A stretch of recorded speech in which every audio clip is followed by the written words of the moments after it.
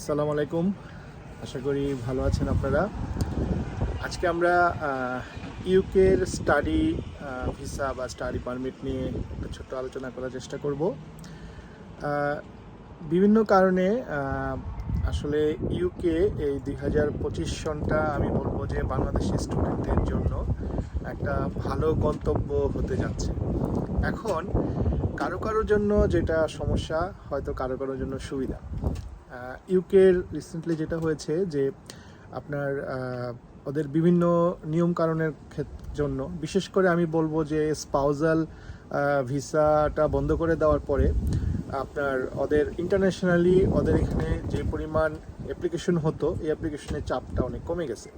তো কমে যাওয়াতে দেখা গেলো যে আমাদের বাংলাদেশের বা আমাদের এই সাবকন্টিনেন্টের স্টুডেন্টদের জন্য এটা একটা বড় সুযোগ, যেহেতু ভিসা রেশিও বেড়ে গেছে। কারণ ওদের ইউনিভার্সিটিগুলা আপনারা জানেন যে ইউকেতে ঐতিহ্যগতভাবেই ইউনাইটেড কিংডম পড়াশোনার একটা হাব। ওখানে প্রচুর ইনস্টিটিউশন এবং তাদের মানও খুবই ভালো। এখন তাদের তো স্টুডেন্ট, ইন্টারন্যাশনাল স্টুডেন্টের একটা কোটা আছে, সেটা তো তাদের ফিল আপ করতে হবে।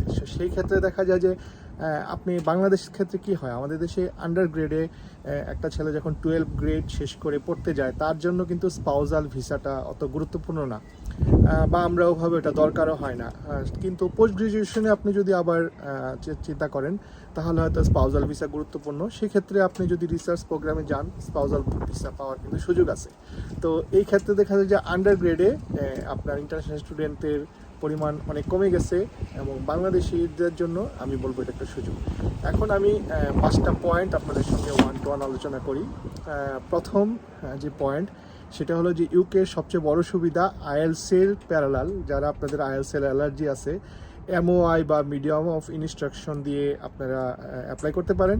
কিন্তু সেই ক্ষেত্রে সেই মিডিয়ামে ধরেন ইংলিশে আপনার 70%-এর বেশি মার্ক থাকতে হবে। এখন যদি কোনো কারণে সে মার্কটা নাও থাকে, সেখানে আপনাকে হয়তো ইন্টারনাল টেস্ট দিতে হবে। তো সেটা তো একটা সুযোগ রয়ে গেল, ঠিক না?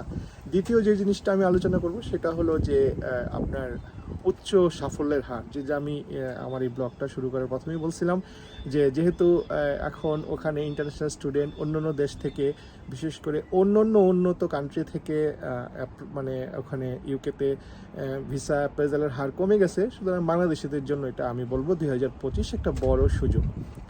তৃতীয় হলো এখানে যেটা যে আপনার ইউকেতে যদি আপনি ভিসা অ্যাপ্লিকেশন করেন, স্টাডি পারমিট অ্যাপ্লিকেশন করেন, অবশ্যই চেষ্টা করবেন 2টা সেমিস্টারের ফি একসঙ্গে জমা দিয়ে দিতে। যদি আপনার সেই ক্ষেত্রে সমস্যা হয়, সেই ক্ষেত্রে আপনি অবশ্যই 1 সেমিস্টার বা 6 মাসের পেমেন্ট আপনি কিন্তু দেখাবেন ভিসা সাফল্যের জন্য। ক্যাশ লেটার দিয়ে আমি পার্সোনালি বলবো না, এটা করে আসলে ভিসা রেশিও বাড়বে না।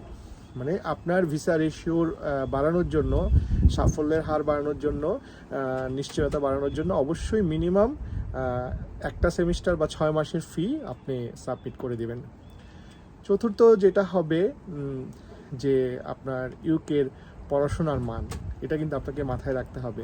ইউকে কিন্তু ইউকেই, সুতরাং ভালো দেশ, ভালো পড়াশোনা এবং উন্নত জীবন এবং ভবিষ্যতে পিআরের ফ্যাসিলিটির কথা চিন্তা করে ইউকের কথা কিন্তু আপনি অবশ্যই টপ মাথার মধ্যে আপনাকে রাখতে হবে। পঞ্চম যে জিনিসটা, সেটা হলো এটা আমি একটু আলোচনা করছি আগে আসলে, যে আপনার স্পাউজাল ভিসা। আপনারা যারা আন্ডার গ্রেডে যাবেন, অবশ্যই স্পাউজাল ভিসার কথা চিন্তা করবেন না, কারণ এই ভিসাটা দিচ্ছে না। বাট যারা পোস্ট গ্রাজুয়েশন ডিগ্রির জন্য যাবেন, তারা রিসার্চ প্রোগ্রামের ক্ষেত্রে স্পাউজাল ভিসা আবেদন করতে পারবেন। এবং আমি আশা করি যে ইউকে এবার 2025 সনটা আমাদের বাংলাদেশি স্টুডেন্টদের জন্য একটা টপ ডেস্টিনেশন হতে যাচ্ছে। তো আর দেরি নয়, আপনারা অবশ্যই ইউকেটিপার স্টাডির সঙ্গে যোগাযোগ করবেন। এবং এই ক্ষেত্রে আমার ইউকেটিপার স্টাডির পক্ষ থেকে আপনারা যারা ইউকেতে যেতে চাচ্ছেন, 3টা টিপস আমার থাকবে। 1 নাম্বার হলো কনফিডেন্ট, অবশ্যই কনফিডেন্ট এবং সেলফ কনফিডেন্ট থাকতে হবে। 2 নাম্বার হলো আপনাকে একটা ব্যালেন্স এসওপি রেডি করতে হবে, এবং এই এসওপিটা যাতে আপনাকে খুব ভালোভাবে তুলে ধরে। এবং তৃতীয় হলো অবশ্যই আপনার 2 সেমিস্টারের ফি জমা দিবেন, আগে অ্যাডভান্স দেখাবেন। যদি না পারেন, তাহলে 1 সেমিস্টার বা 6 মাসের টাকা অবশ্যই জমা দেবেন। ক্যাশ লেটার দিয়ে যদি কেউ বুদ্ধি দেয়ও, এটা অবশ্যই অ্যাভয়েড করবেন। তো আমাদের ইউকেটিপার্সের সঙ্গে যোগাযোগ করবেন। আমরা ইউকের ভালো ভালো স্টুডেন্ট ইউনিভার্সিটির সঙ্গে অবশ্যই আপনাদেরকে অ্যাটাচ করে দেওয়ার চেষ্টা করব। আজকে এই পর্যন্তই। আসসালামু আলাইকুম।